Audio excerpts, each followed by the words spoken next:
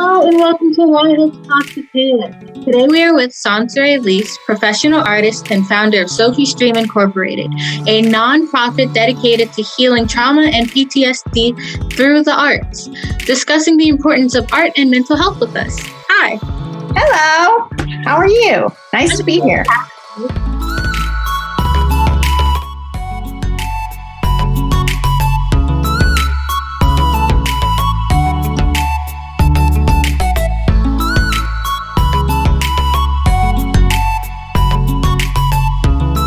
So, tell us about yourself and your mission.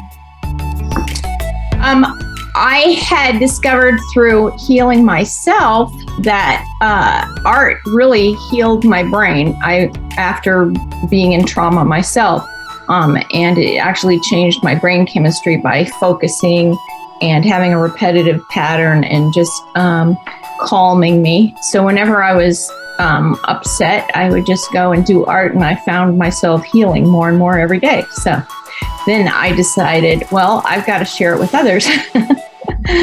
And I know a lot of drugs help temporarily, but I really am focused on non-drug treatments to help heal trauma and mental illness. And how did you develop a passion for art? Well, it was a way of escape. I think I was just born. I really just wanted to be an artist from the time I was 2 years old. So there was really never any doubt in my mind that I wanted to be an artist. And so I know a lot of people don't know what they're going to do, but I think a lot of artists always know they want to be an artist. So I've had that passion since I was 2. Do you think art can give you a positive outlook on life? Yes. I think it's a positive way of expressing yourself and calming your brain. And, it's a lot better than going to the bar and drinking. If you decide you want to paint a picture instead, I'm all about being productive and having positive ways of, dealing with problems. And a lot of times you can communicate anything on paper or canvas that you might not feel comfortable with using words or emotions. So a lot of people who have a hard time communicating in words actually do it through music, through art, through dance, through all sorts of different creative measures. So my nonprofit is not necessarily just art, it's all the arts. So, because if you can focus someone on I truly believe everyone is born creative in some way. And if you can tap people's natural desires and gifts to a creative thing, then they're being less destructive in their life, I think. So. Do you think art can be a stress reliever? Yes, definitely. It actually lowers the heart rate and blood pressure. And, the repeated movement puts you in kind of a meditative state where it actually changes your brain chemistry in a positive way. A lot of times people in trauma have changed their brain chemistry to where they have a lot of endorphins going through their body and they can't even sit still. So I've been able to work with people with ADHD and trauma and actually change their brain chemistry by hyper-focusing on art. And it takes a while, but it's much better than drugs, I think. So not to say they're not, I'm not against drugs. I'm just saying if you can do it naturally, I'm all for that. So. If you aren't confident in your art skills, should you still use it as a coping skill? Yes. There's nothing wrong with doodling and just, being creative. Most people that started out that are artists now, they didn't know how to draw in the beginning. I don't believe it's a talent. I believe it's a skill you learn. So there have been a lot of classes I've taught for beginners that have never done art before, and they just fell in love with it because it just relaxed them so much. And it was just a really fun way to express yourself. And so you don't have to be a great artist to even try it. It's fun. So. All right. Was there ever a time in your life where art helped you get through a challenge?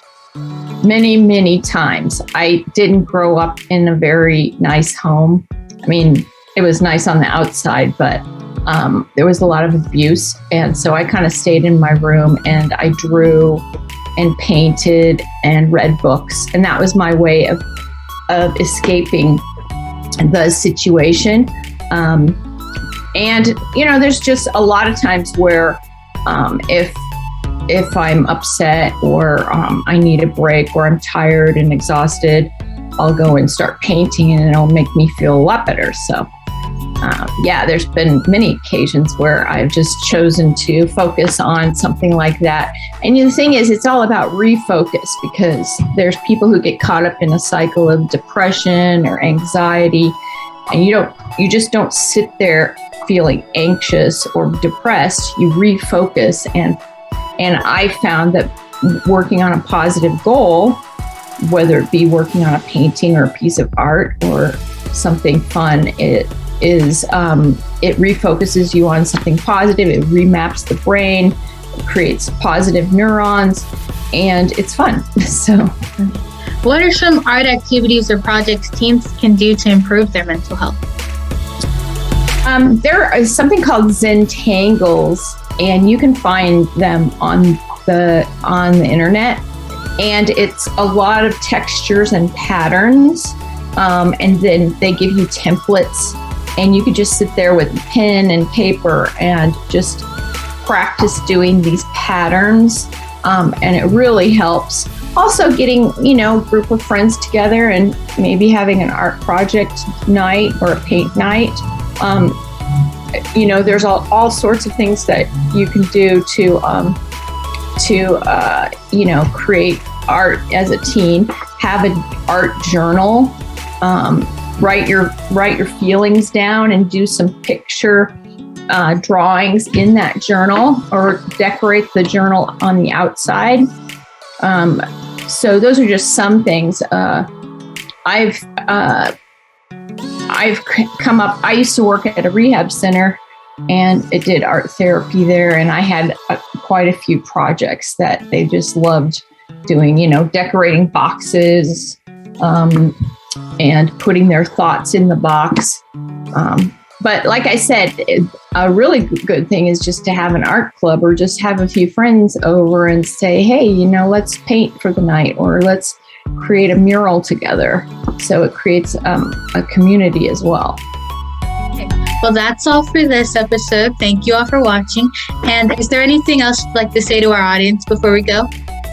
Well, thank you for the opportunity. I really I enjoyed this interview, and my nonprofit is sophiesdream.org, and we focus on helping heal trauma through the arts, and we're also working on using virtual reality to help heal trauma, really high-tech stuff as well. So, just check us out. And thank you so much for interviewing with me. Okay, well, thank you all for watching. See you next time. Bye. Bye.